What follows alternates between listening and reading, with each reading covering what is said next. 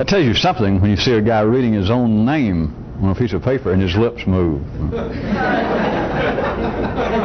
Let's don't think about it. Be sure and take that off the tape, at least they think that applied to someone we know.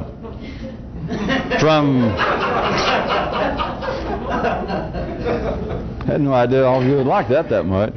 You should think why you like it that much. From a more, here we go. From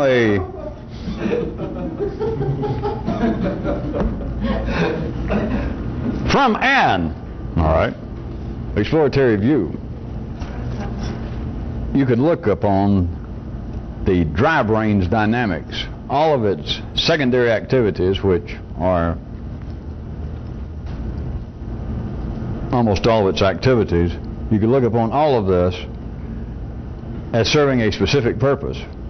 It is as though, at a molecular level, that the dry brain is attempting to shelter and protect its little self through the various dynamics, and it can generally be categorized or lumped together even as the institutionalization, the civilization of life.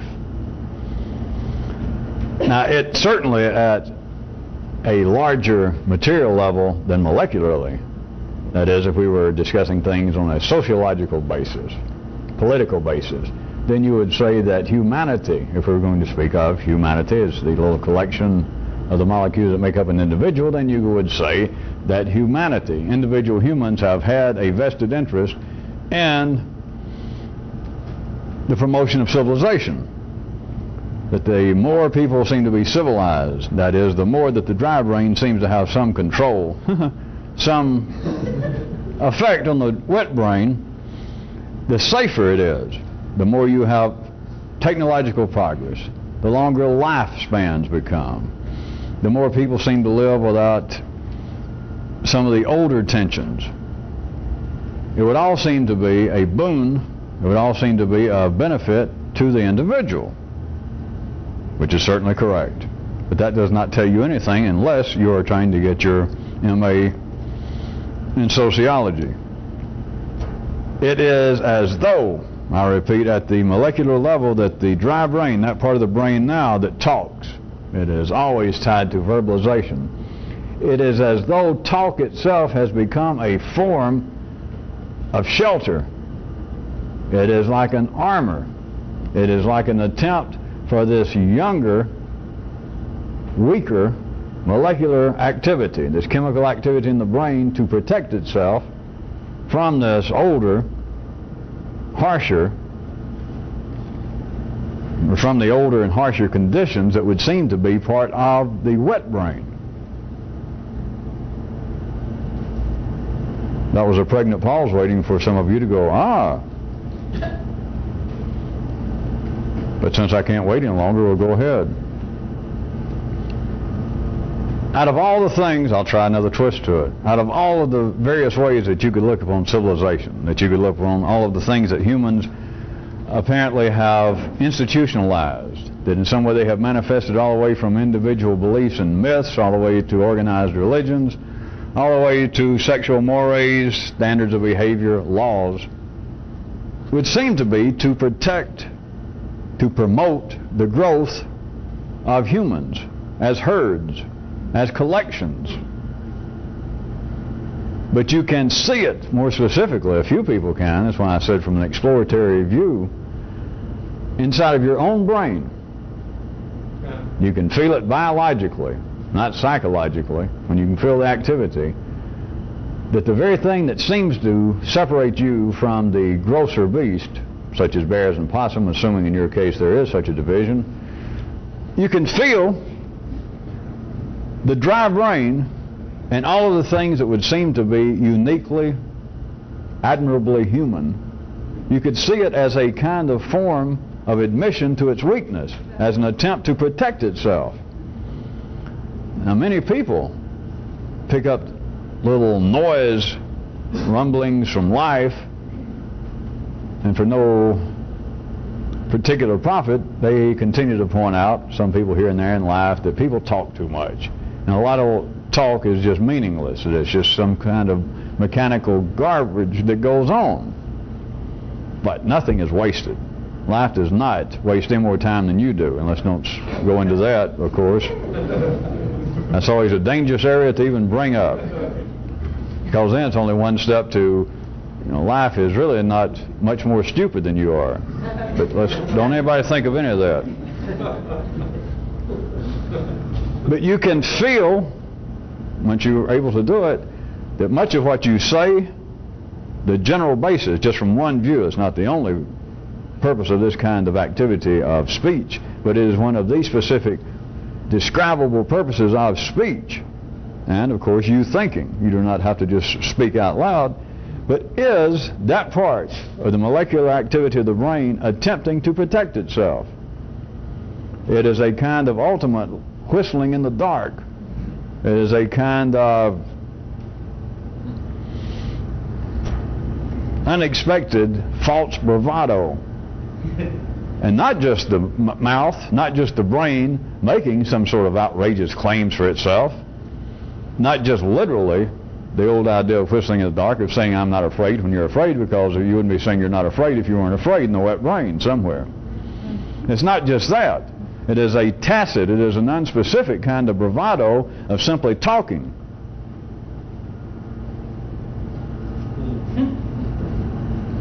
It's right in front of you. Try it another way then. We can get cruder, or at least I can. As long as the wet brain seems to be at any particular moment overwhelmed, or you even seem to be distracted by the dry brain's babbling, do you realize that you are at least a step closer to being civilized? You are a step closer to being stable right then than you are to be uncertain, potentially dangerous, and out of control. As long as you're talking, it doesn't really matter much of anything.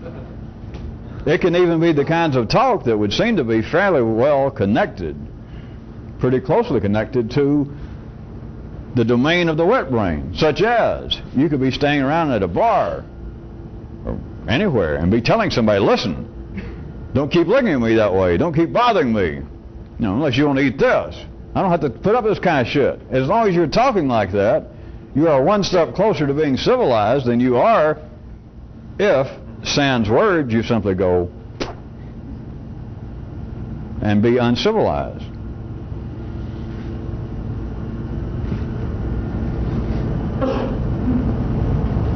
That kind of specific activity coming out of the dry brain of talk is an attempt, in a way, to create a safe harbor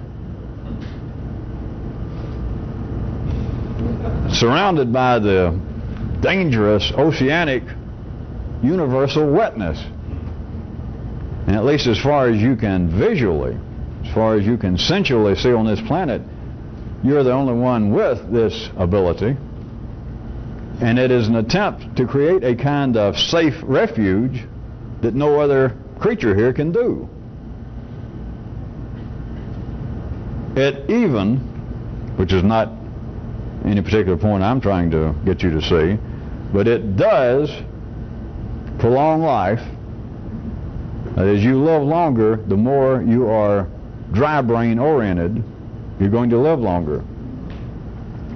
Now, if we were ordinary and some ordinary intelligence heard me describing this and followed any of it, then they could attempt, very likely, if they're going to try and respond to it, a more sociological or psychological response and say, well, people in the more civilized parts of the world, the more technically advanced parts of the world, live longer and they speak more because they're simply better educated.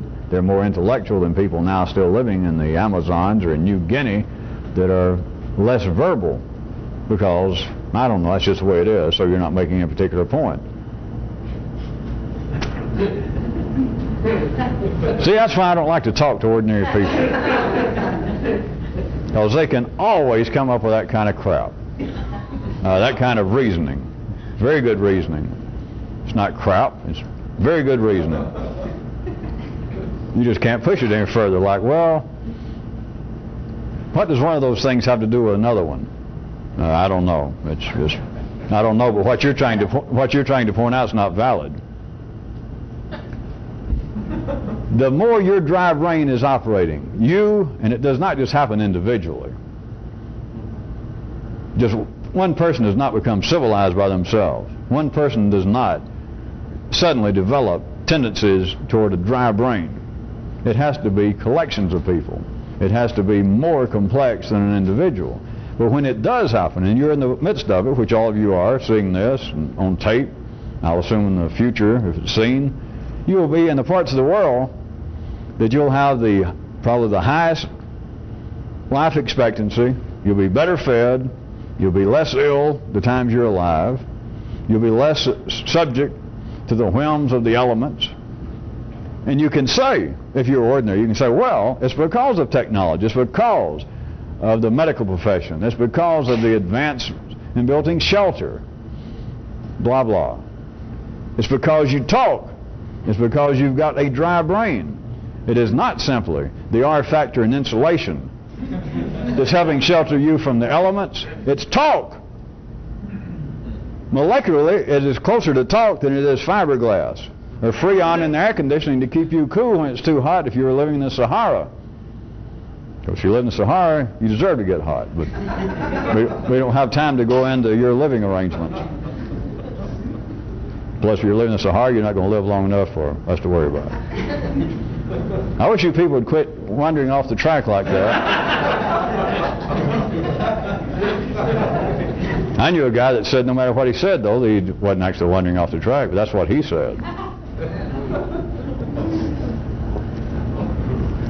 It is talk itself, even non-specific talk, even without considering what the words are, what the subject is, that a man does not have to be talking about health. He does not have to be talking about trying to prolong his life. He does not have to be talking about that he wants to have a more pleasant social arrangement with his fellow man, that he wants to live without this kind of great stress and pressure that his peers speak of.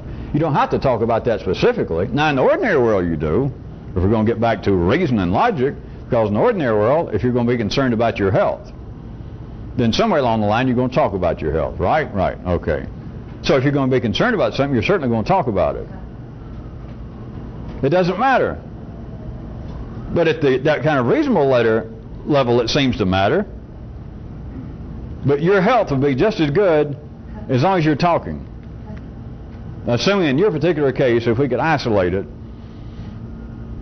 that a certain amount of talk would, to some degree, for a few hours, a few days, months, years, would prolong your life, would make you healthier. If that was true, and if you understood it was true, and it would be true even if you didn't understand it was true, but then it doesn't count if you're ordinary because you'd never know it was true. It would not matter what you said. It was just that there was some area. You can look at it spatially, you can look at it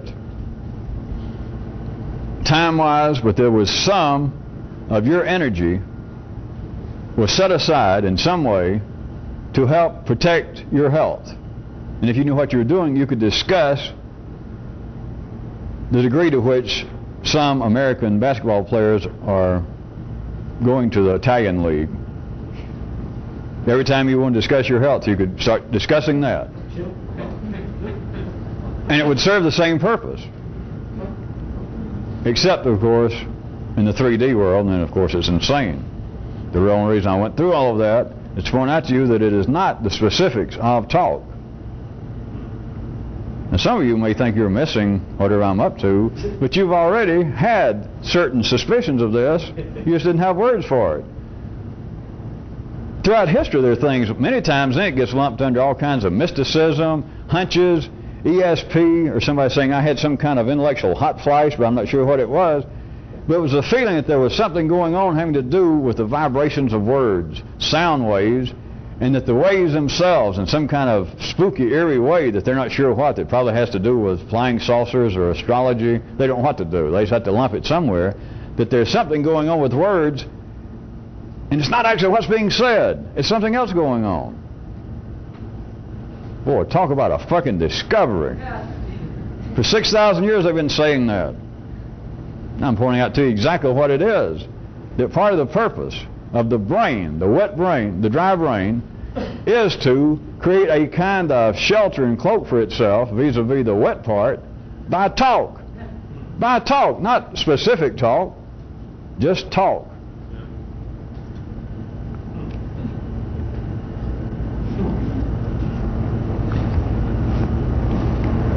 The development of local intellect, that is, that which seems to be your personalized, perhaps even admirable, envied view, education, sophistication. Everybody's local intellect, though, can be seen as being a kind of narrowing, not expansion, but a kind of narrowing of one's view, of one's expectations, and one's responsibilities. Now, if you can spot it right quick, I can point back out, at the ordinary level, that's insane. That's worse than insane, it's wrong. Which is worse than ordinary life now, to be nuts or wrong? I'll leave it to you. Because to develop the intellect, even in a literal sense from a little nipper, one individual, growing up and becoming more intelligent, educated, experienced, their views, their expectations, their responsibilities increase.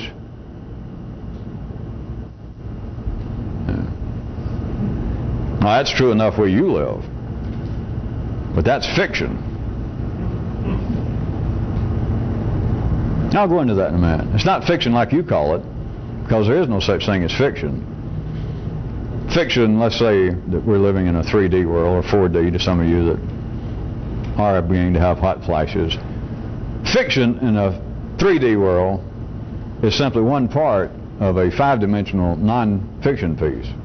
That's why it appears to be fiction.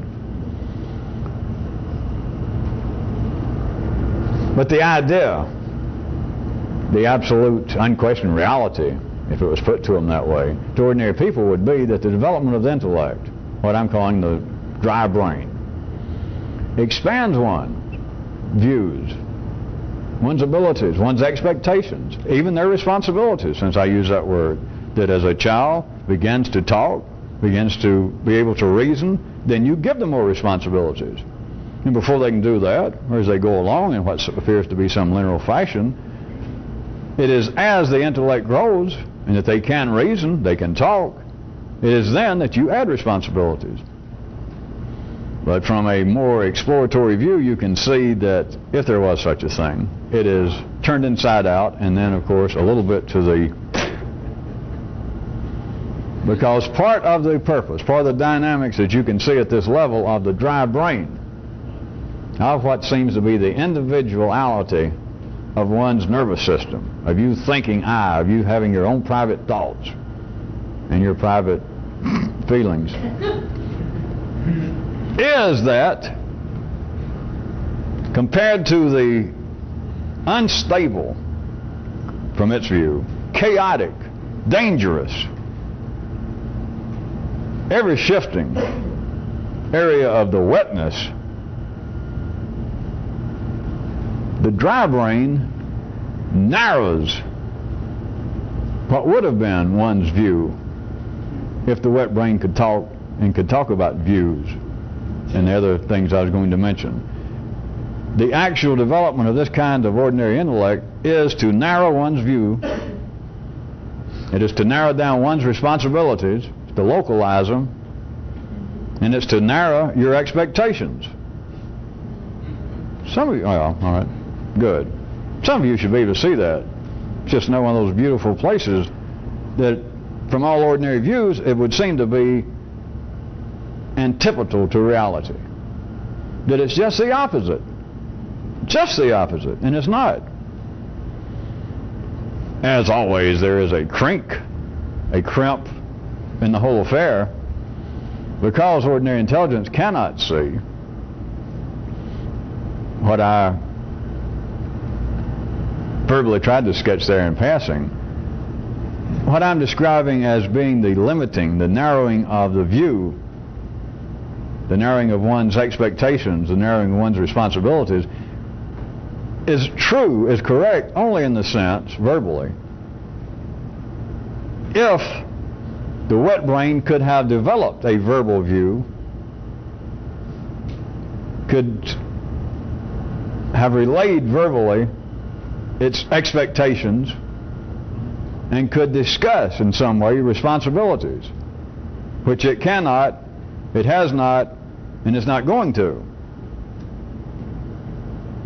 But you can follow that, if you belong in this, that if that were true, which it does have its own agenda, if you were not talking and you were not civilized, it would have its own responsibilities.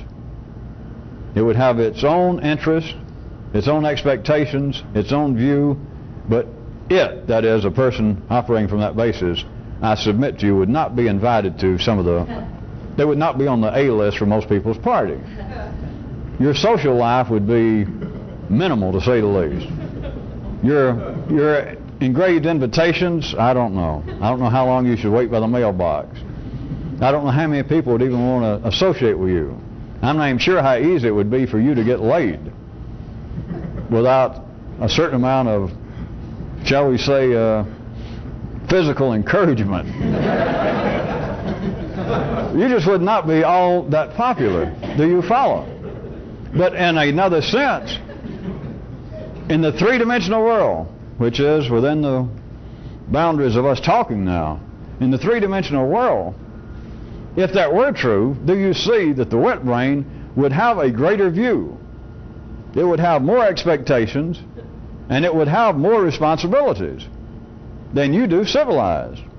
Just the opposite it would seem verbally when you first start describing it, that to develop an intellect would be to increase one's, I'll point out again, would be to expand one's view, intellectual horizons, to offer one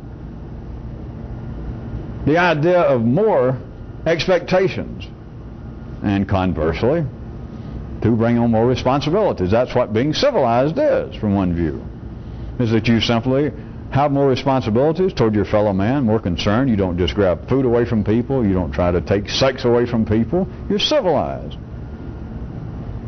But in a quite real sense, it is a narrowing of the views and expectations of what would have been wet brain if wet brain was going to develop along some lines independently of its own and begin to talk to where it had such words as view, expectation, and responsibility, which it does not. I grant you that. But if you can't follow this, what can you follow? Well, you might be able to follow the Italian basketball league, but God knows why.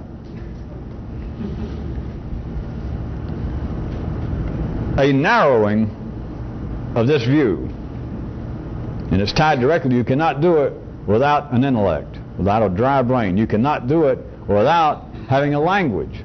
But as soon as you start talking, you have cut down on your responsibilities. You have cut down on what you see, and you have cut down on the expectations you had before you could verbalize them. Which, do you follow that? You can't miss them. Now, a lot of people feel itchy, and a lot of people hate to get out of diapers and have to go to school. And I know that psychologists blame it on some sort of their toilet training. I would suggest to you that it's down the wet brain, that once the dry brain begins to talk, the wet brain, it doesn't have the words to say it, but the wet brain knows things are not going my way. It's not, this is not a zippity-doo-dah day. It's like I've taken on a partner. Somebody's put an overcoat on me. It's like a man's, shall we say, his private parts, and somebody slips on, some overshoes, and he thinks, I didn't ask for this. There I was about to have some fun, and somebody slipped this huge, big old rubber raincoat on me. I suggest to you that is sort of the wet brain's feel as the dry brain begins to talk and becomes civilized. That the child quits doing it in its pants, off and on, and it begins to talk a little, and the parents begin to say, it's not the parents' fault, it's just other molecular structures that can already talk, and they're already civilized. They say such things as, good child, and hug it and pet it and do wet things to it, wet brain things. And the kid begins to, as even a dog will, seem to associate words like good boy, good girl, with some kind of wet affection, some kind of primary food and energy, such as affection. And so it begins to more and more go and use the bathroom instead of just wherever it happens to be sitting. It becomes more civilized, this little creature. But I'm suggesting to you that part of this rebellion that ordinary people in the city have been trying to analyze and continue to, child psychology is its own field.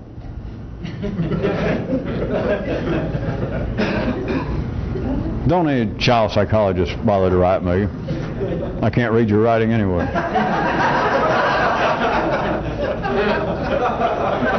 Maybe I should just say I can't read.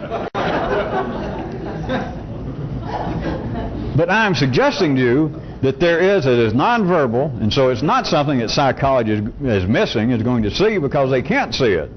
If a thing cannot be verbalized to ordinary intelligence, it'll never be seen just because I say it's there. That's one reason that they've had to come up with words like God, to actually finally say it. Some of those religions, some of the myth stories, some of you may know, but in certain areas at certain times, the story would go out that, wait a minute, we've got this brand new God and he's going to help us, but we can't tell you his name. And they'd fool around that for months or years, based upon, they didn't understand, but based upon a certain kind of chemical reality, that they didn't want to say it. They didn't know why. Some of the priests might have got together and thought, well, it gives us a better hold over the people. I mean, they might have said that amongst themselves when they had a few drinks, but molecularly, they didn't know why. But that's a pretty old story, and I assure you it happened. That's not just a tale. And that some group, their priests would say, we got a new God. Or maybe the old one has told me this. He said it's going to be a new day, and to show us a new day, he's changed his name. Now, I can't tell you what it is yet, but no longer, we're not going to call him Herman anymore. He told me to drop the Herman, that he has a new name. And of course, it's manifested in all kinds of religions. You should know that the people change their name. At any rate, I was going to suggest to you that when it gets to that area of having to begin to name things, it seems to be some kind of civilized progress, which it is three-dimensionally. But I'm saying I'm suggesting to you, the wet brain, if it was going to develop in such a way that it could talk, it begins to realize it's like somebody's thrown a saddle on me and begun to ride me. It's like I've taken on a partner I didn't ask for. And the partner seems to have some special connection to the apparent out there. Because the wet brain is at a disadvantage, shall we say, to fully enjoy the kind of secondary activities that are inherent to the dry brain's life. Social, verbal intercourse. The parents or the people giving verbal encouragement. Sometimes without the pat any longer, but just people saying, you're a great child. We're very proud of you the way you're growing up. You did very good in school. And this partner, this overcoat, this saddle that's been put on the wet brain, it's like then this thing seems to get fun out of that, and it begins to perk up, and it smiles, and it kind of jumps around up there for reasons beyond the grasp, beyond the experience of the wet brain.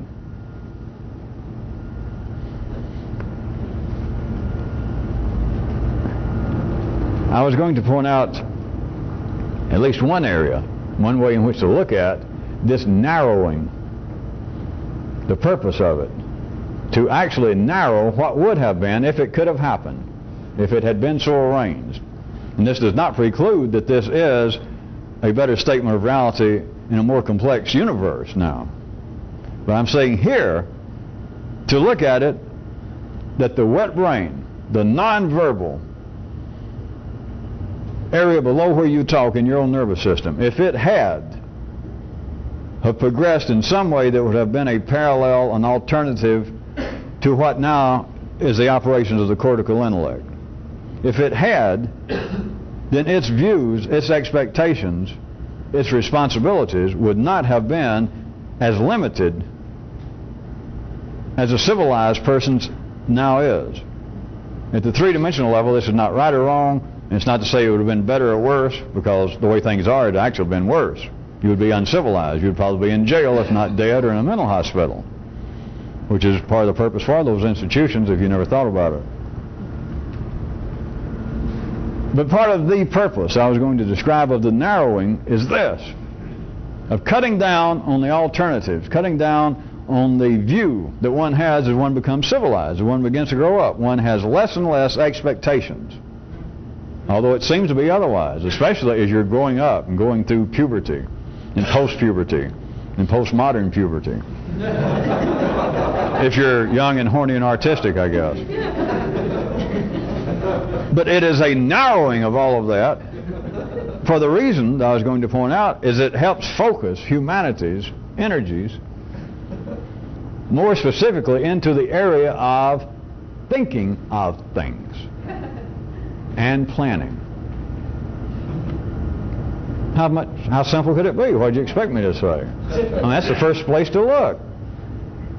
Because the wet brain cannot think of things by its very nature, as I've described it by my definition and description of it. It cannot plan. It can look after itself at a certain level. When it's hungry, it will sure try to eat if it has to take food away from you. When its molecular structure in some way really sends up the smoke signals of the race has got to go on, wet brain begins to grow horns just like the antlers of our fellow creatures on this planet during rutting season. When it's tired, it wants to lay down. Not talk about it. It just wants to drop. Don't tell it, well, I wish you wouldn't lay there on my clean rug. Or what are you doing in my part of the universe? Why are you laying in my yard? It doesn't care anything about anybody's yard. It lays down. So the dry brain, one of the purposes, one of the ways to look at it, can be seen this narrowing of its scope, of its field of interest, of what it expects out of life and what it feels to be its individual responsibilities. The more it becomes localized, the more, that is, the more you're civilized, the more your energies are turned to planning and thinking of action, thinking of things. How much more efficient can it be?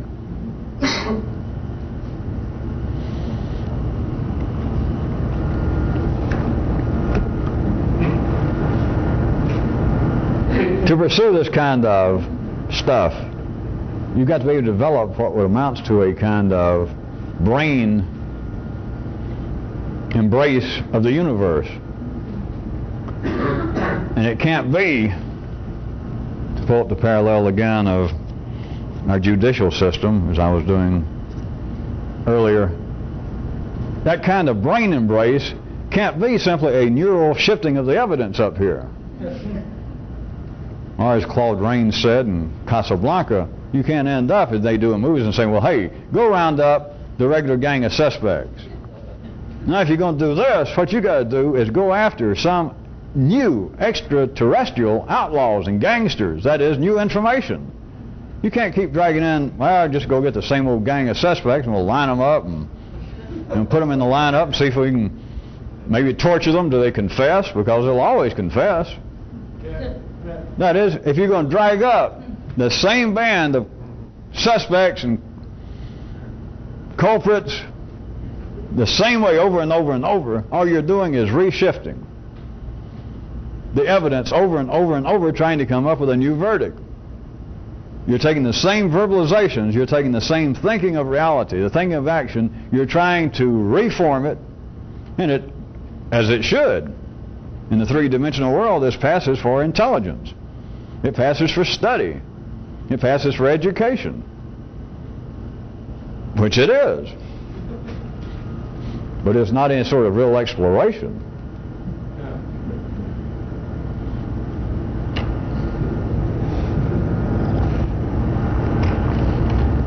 Do you realize, since I brought it up, that a real explorer, whatever the hell that is, but a real explorer couldn't write fiction if they wanted to. It's not possible. Because what is called fiction here, and I'll assume you people out there on tape at some other time and some other place realize that I am not in any way attempting to give a commentary on literature. But there is really no such thing as fiction. Fiction is another description of a fractional universe. Not dimensional. It is a manifestation of a lesser dimension of some more complex universe. I guess I was better off that first one I gave you. If this is a 3D world, fiction in a 3D world is simply a part of a larger, let's say a 4 or 5 dimensional piece of non-fiction. It is a paragraph. Do I have to go? It is a paragraph in this dimension out of a longer essay.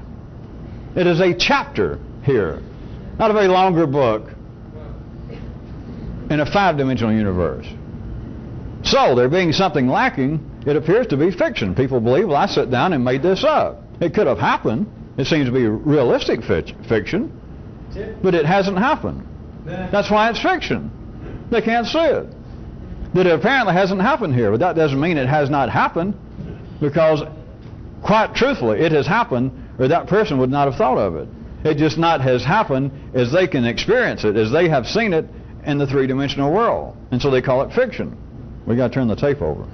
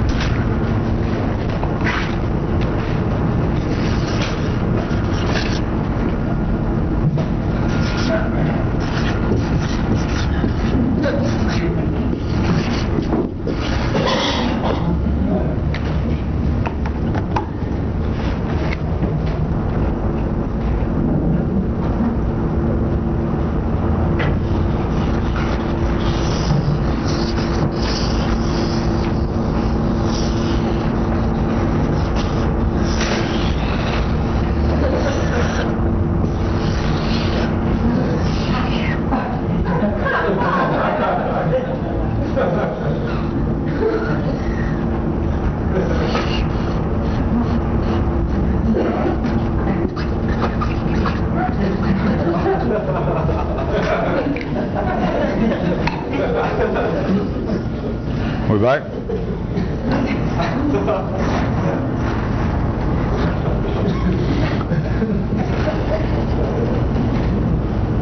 don't know if we got enough time for me to pursue it tonight, but since I brought it up, drag yourselves away from any idea that I'm actually talking about fiction in some critical way, or I'm even analyzing fiction. But as always, you should be trying to embrace the whole universe. You can take anything. But look at the place that fiction has played in the life of man, the civilized life of man. I have never done a study, because I'm having to do this, as always, just a split second, if you knew what that was, faster than my tongue is working.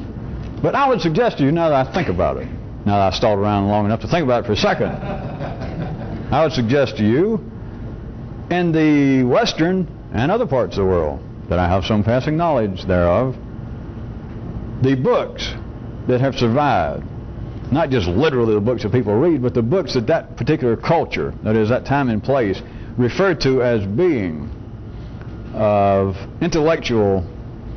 basic intellectual significance, the kind of stuff that survives that people keep repeating. I would suggest to you that a good, somewhere approaching 50%, is fiction. Look at the place that Shakespeare plays here. If you start looking up in an Oxford or whatever book of quotations, how much of it comes from fiction, from works of fiction? I would suggest to you probably 50% at least. So now consider, on the other hand, of fiction, then you've got all the books of scientific importance, groundbreaking philosophical works. Why is it that fiction seems to hold such a place, that people refer to fiction, that people will quote fiction? Speakers, ministers, all kinds of people, always peppering their public announcements and pronouncements with quotes. But how often do they quote non-fiction? Of course, I know that ministers and rabbis would say, well, they always do, but I don't go into that. Why is it that fiction, that is, something that somebody said down, whether it was Sophocles or whether it was Tennessee Williams, that some other human sat down in a room and made up this crap And people go around talking about it and say, boy, that was meaningful. That book changed my life. After I read Catching the Rye, I never would drink rye anymore. Well,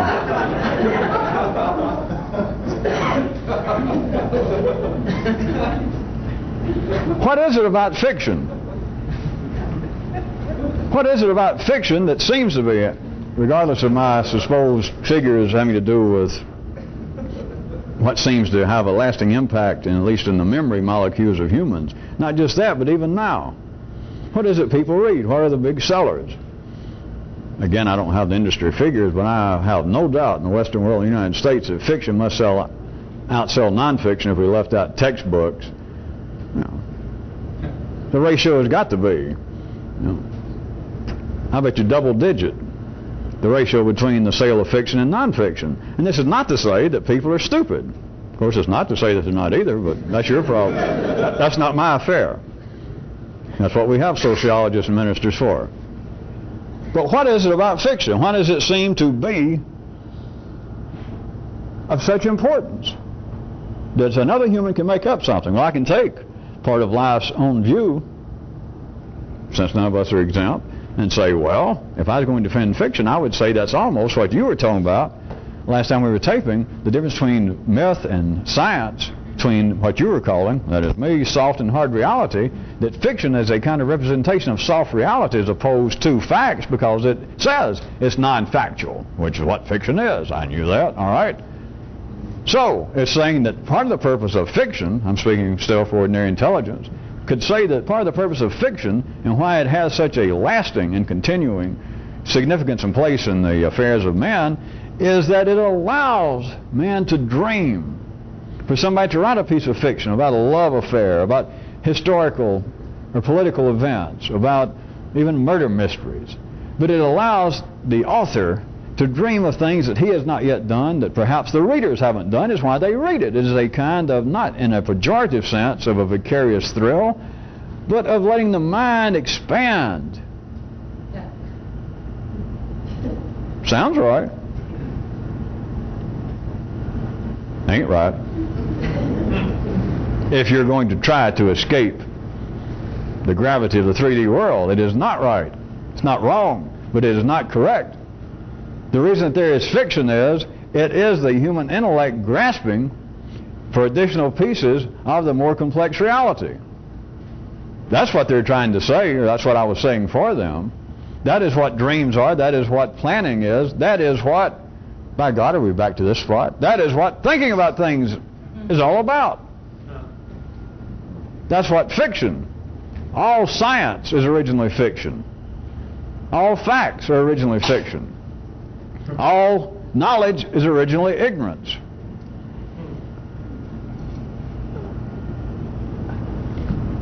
I could give you another, as long as we're getting this entangled, another unknown cosmic law.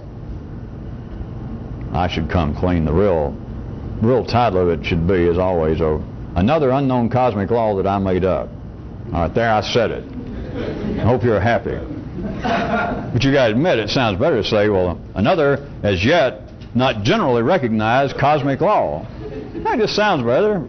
You're supposed to know the rest of it. As long as you don't say it. You know the power of words, all of you do. It seems to sit better, does it not, with a dry brain, to say a heretofore unrecognized cosmic law. To say that, and then you fill in the part that he made up. Better at any rate. The law goes like this, is big moves cover little moves.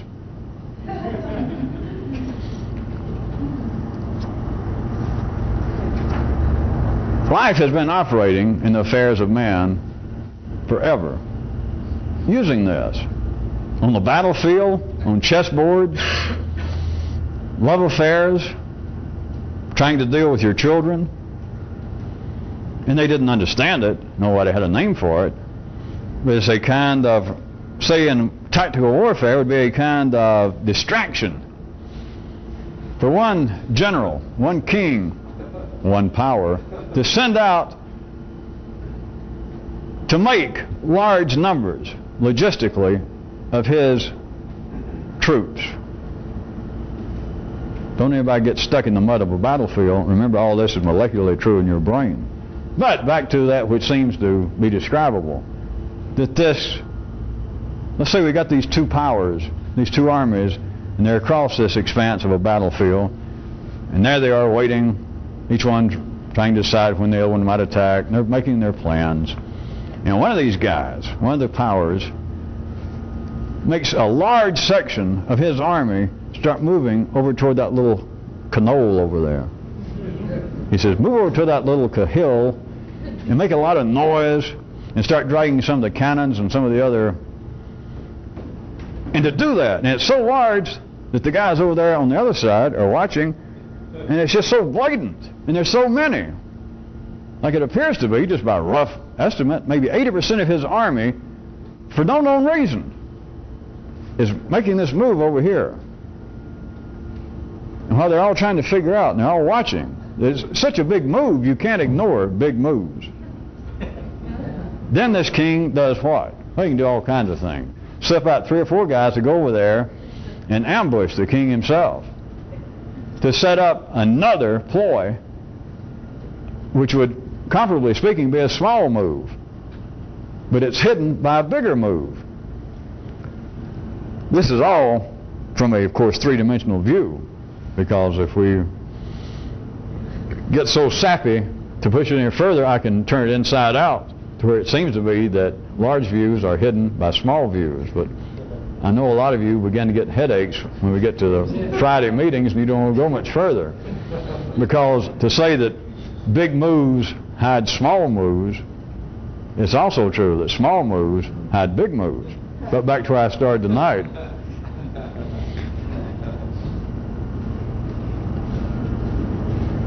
You can see 3D fiction being hidden by 5D nonfiction. You could see truth being delatescent to ignorance. Since we're out of time, I'll really play dirty, because I'm not going to be finishing this. But you can also see ignorance being hidden inside the truth. You can see 5D nonfiction being hidden in 3D fiction.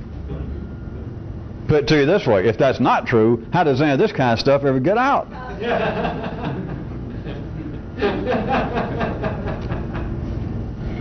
I thought I'd get somebody.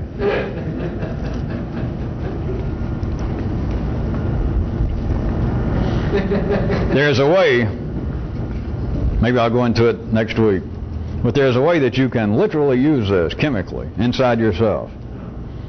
Some of the tricks, some of the hints and stuff I've given out before, and some of the stuff that you people have been doing, you have been doing that, of making these big moves that actually hide something else. And some of you have been doing it because that's the way life is, and you didn't even really realize what was going on. You might look back if you begin to see it, and you might think, well, I helped trick you, but it's the way things are arranged, that if you start moving in a certain way, if you start breaking away from local reality, then some of the things you seem to do is not actually what you're doing. Well, what'd you expect? I mean, you got the teacher, you got life saying, hey, look over here, and you look over there, and look what happens. All right, don't look over there and look what happens. See? Why do you think that cleared it up?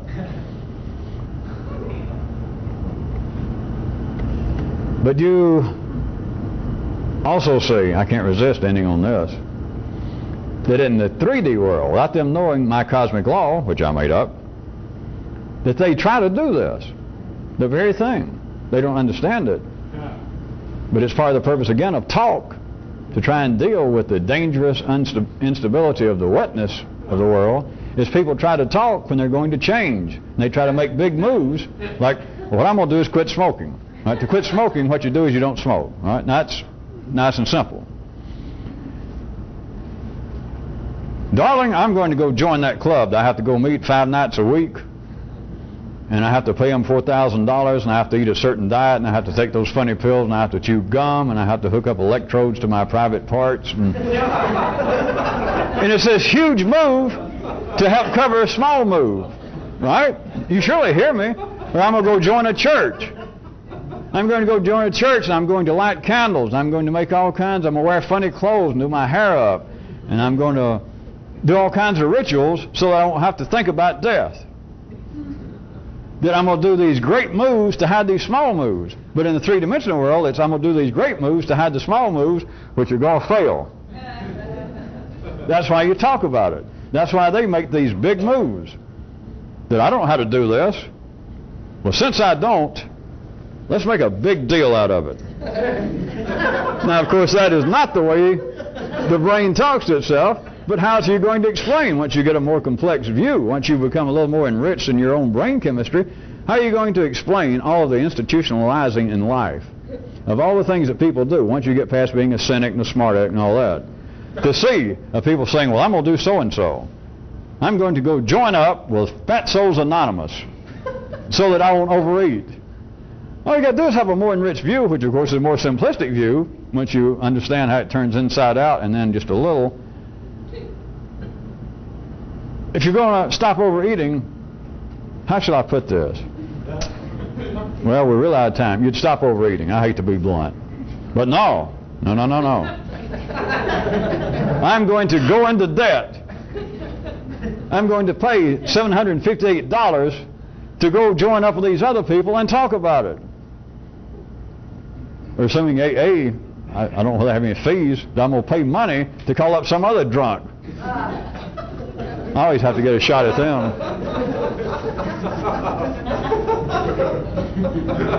His life has people, but I'm back to where we started now, but the dry brain, that part of it is just the talk itself of making localized moves that at times seem to be grandiose. They seem to be so large that you're painting yourself into some kind of verbal corner. That yes, all right, I'm going to quit smoking. Yes, it's going to cost, this course is $1,270, and I know we don't have it, but by God, my health is worth $1,250 or $70. And so you make these large moves as though, well, if I do this, then I've got to do the small move. But that's not, from a more complex view, how you can do it. You can actually use making the large moves to cover small moves, but you've got to know what you're doing. You've got to know that the large moves are secondary shams, as always. They're real enough in the ordinary world, but that's not what you're up to. You got to learn from life of, hey, sucker, look over here, and you look, and you get your pocket picked. Or, once you get better, they can say, oh, look over here, and you look, and you get a little pat on the behind that you didn't expect, that you can grab life anywhere. And vice versa. Yeah. We're out of tape. We're out of time. We may be out of luck. Don't go away discouraged. Unless you came discouraged.